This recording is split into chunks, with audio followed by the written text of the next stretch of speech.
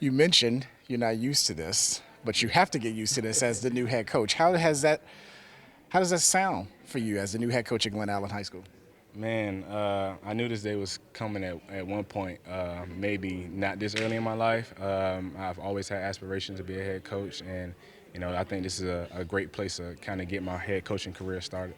You mentioned in your speech a quote that Coach London told you guys when you played for him at UVA. How has Coach London molded you not only as a football player, but as a person and now as a head coach? One thing about Coach London that I first, realized when he came in to UVA during my sophomore year was that he rarely spoke about football because he knew that everything else was more important.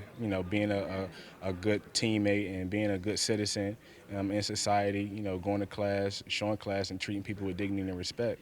If you did those things, then football would take care of itself because it's a mirror. The way you treat the rest of your life is gonna happen on the field. So that's definitely important to me, and that's what our team is gonna, our cornerstones of this team is gonna be. Not to discuss X's and O's, but what will be your philosophy as the head coach here at Glen Allen? Simply put, it's going to be smart, fast, and physical.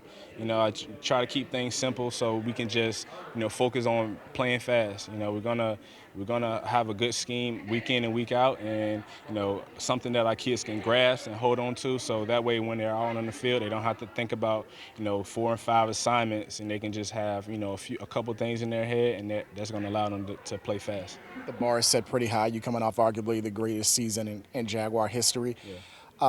What are your expectations coming in as your first year as head coach?